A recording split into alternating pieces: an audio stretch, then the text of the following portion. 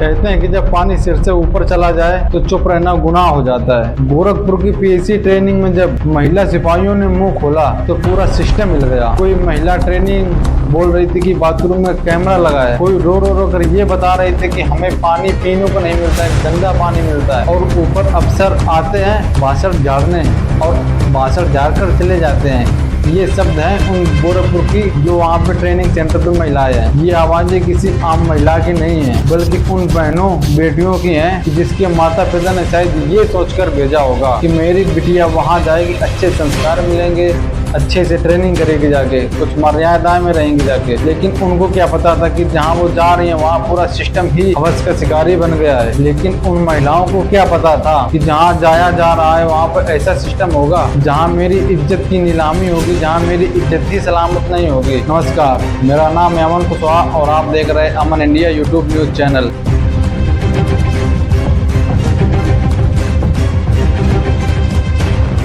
बात है 23 जुलाई का सुबह का वक्त था। गोरखपुर की बिछिया ट्रेनिंग सेंटर में करीब 600 महिला ट्रेनी चुपचाप सुबह बाहर आकर बैठ गए। कोई शोर नहीं, कोई नारेबाजी नहीं, बस उनके हृदय में एक ठंडी आग जल रही थी। बस उनके जहन में एक ही बात थी कि शौचालय गंदे हैं, पानी का पता नहीं है, पंखे हैं नहीं, और सबसे बड़ी बात तो ये कि बाथरूम में कैमरा सुनते ही और आग भड़क गई। बात ये है कि ये ट्रेनिंग सेंटर है या torture centre. Gorakhpur PAC training में करीब 600 महिलाएं थी और सबका यही हाल था। सबके चेहरे पर मायूसी थी, सबके चेहरे पर आंसू थे और वो आंसू चीख चीख कर गवाह दे रहे हैं कि वहाँ पर दुर्व्यवहार हो रहा है उनके साथ, उनके अधिकारों का हनन हो रहा है, उनकी प्राइवेसियां छीनी जा रही हैं। आखिर इन सबके पीछे जिम्मेदार कौन? प्रशासन या वहाँ का सिस्टम या सरकारें? ये सिर्फ नाम की ही वैकेंसी निकालती हैं, उनके लिए सिस्टम कुछ नहीं है सुरक्षित। किसी ने कहा कि हम यहाँ सिपाही बनने आए हैं, शर्मिंदा होने नहीं आए हैं। कोई बोल रही है कि हमने तो सोचा था कि हम खाकी वर्दी पहन के मर्दों से लड़ेंगे, लेकिन यहाँ तो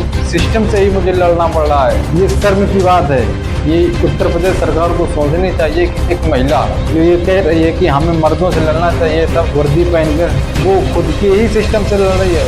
वो खुद ही सुरक्षित नहीं है जहाँ ट्रेनिंग हो रही है। ये कैसा सिस्टम है जहाँ महिलाओं की मर्यादा को तीर तीर किया जा रहा है? जब उनको अपनी बेइज्जती बर्दाश्त ना हुई तब उन्होंने सिस्टम के खिलाफ आवाज उठाई, और ये आवाज ऐसी कि पूरी उत्तर प्रदेश योगी सरकार और पूरा सिस्टम हिला दिया उन लोगों ने।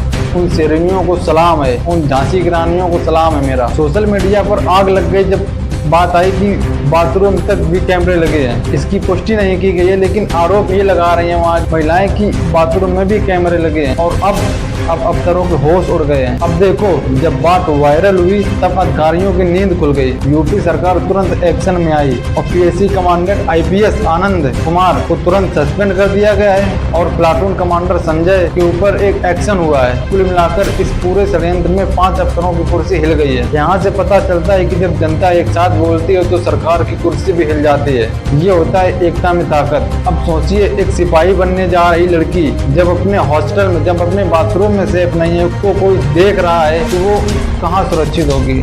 आप समझ सकते हो इस भारत में आम महिलाएं कितनी सुरक्षित होंगी जब एक महिला ट्रेनिंग सेंटर में सुरक्षित नहीं है। आम महिलाओं की दुर्दशा क्या होगी इस भारत में, कल्पना कर सकते हैं आप। सोच के देखिए, जब वो खाना पानी और सोने के लिए मजबूर हैं तो आम लोग कितने परेशान होंगे, आम लेडीजें कितनी परेशान होंगी, आम महिलाएं कितनी परेशान होंगी। ये उन महिलाओं, उन बेटियों, उन बहनों का विरोध नहीं था, ये एक पूरे सिस्टम पर तमाचा था। ये उत्तर प्रदेश सरकार के ऊपर एक तमाचा है और शर्म करनी चाहिए पूरे सिस्टम को। वो चीख चीख कर बेटियां कह रही थी हमें इज्जत चाहिए, हम ट्रेनिंग बाद में भी कर लेंगे। और ये आवाज पूरे उत्तर प्रदेश सरकार तक पहुंच गई, पूरे उत्तर प्रदेश में पहुंच गई, पूरे सिस्टम तक पहुंच गई। अब सवाल आपसे है, क्या आप भी सोचते हैं कि हमारी बहनों की इज्जत अच्छे से होनी चाहिए? क्या आप चाहते हैं कि सिस्टम को दुरुस्त किया जाना चाहिए? अगर हाँ तो वीडियो को शेयर करें, और वीडियो को शेयर करें अपने ग्रुप में भी, और कमेंट बॉक्स में बताएं क्या बाथरूम में कैमरा लगाना सही है, क्या महिलाएं ट्रेनिंग सेंटर में सुरक्षित हैं? कमेंट बॉक्स में आप लोगों को जरूर बताना है। और अगर हाँ, आवाज उठाने वाले की आवाज दबती रहेगी तो अगली बार आवाज आपकी होगी, आपके परिवार पर भी हो सकती है।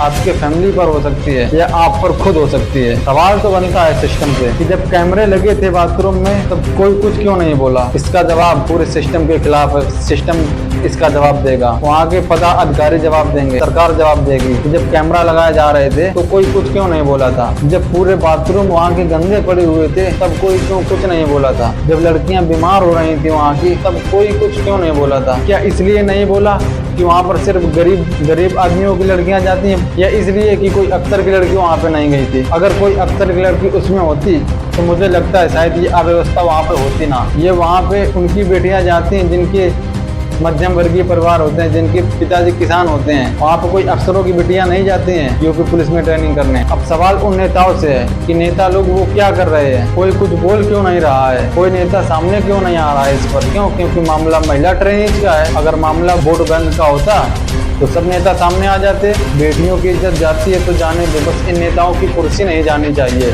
हालात तो हमारे भारत देश में ये है, उनको कोई फर्क नहीं पड़ता है। बस अगर वोट बैंकिंग की बात होती तो सारे नेता अभी धरना प्रदर्शन पर बैठ जाते। अब इनके लिए कौन धरना प्रदर्शन पर बैठेगा। और ऐसे एक ट्रेनिंग सेंटर नहीं होंगे, ऐसे अगर सभी में लगभग कुछ ना कुछ कमियां होंगी, उनको भी दुरुस्त किया जाना चाहिए। सिस्टम एक जगह पूरा नहीं खराब होता है, हर जगह ऐसी हालत होती है। कहीं आवाज दबा दी जाती है तो कहीं जब पानी हद से ज्यादा हो जाता है तब सीधे आंदोलन होता है। अब वो आंदोलन आज पूरे सिस्टम के खिलाफ है। पूरा उत्तर प्रदेश, पूरा भारत देश जान चुका है कि किस प्रकार सिस्टम वहाँ का काम कर रहा था। ये वही उत्तर प्रदेश है जहाँ पर बड़े बड़े नेता बड़े बड़े भाषण घंटों दे के चले जाते हैं, महिला सशक्तिकरण की बात करते हैं। सिर्फ कागजों में महिला सशक्तिकरण की बात होती है हमारे उत्तर प्रदेश या पूरे भारत में, धरातल पर नहीं होती है। तब जाकर आज ये हमारे उत्तर प्रदेश या पूरे भारत की कंडीशन है कि जहाँ महिलाएं सुरक्षित नहीं है, एक ट्रेनिंग सेंटर में भी, तो आम महिलाएं कैसे सुरक्षित होंगी। सवाल फिर वहीं आ जाता है कि जब वहाँ की महिलाएं सुरक्षित नहीं तो आम महिलाएं कैसे सुरक्षित होंगी। सवाल फिर आपसे है कि अगर आप चुप रहे तो अगली बार कैमरा आपके घर में होगा, आपके परिवार में होगा, आपके फैमिली में होगा, और इज्जत और किसी की नहीं आपकी होगी, आपके फैमिली की होगी। तब आप क्या करेंगे जब बात आपके ऊपर आएगी। तो इस वीडियो को इतना फैलाओ कि आवाज़ सीएम हाउस तक गूंजनी चाहिए। और जाते जाते बस एक सवाल जिसका जवाब आम जनता नहीं बल्कि सिस्टम देगा, सरकार देगी कि बाथरूम में कैमरा लगाने वाला कौन, प्रश्न चिन्ह खड़ा करता है, उसका नाम बताओ, प्रश्न चिन्ह खड़ा करता है, और उसके ऊपर केस दर्ज करो, वरना सिस्टम ऐसे ही बेटियों को निकलता रहेगा। वीडियो को अंत तक देखने के लिए धन्यवाद। मेरा नाम है अमन कुशवाहा।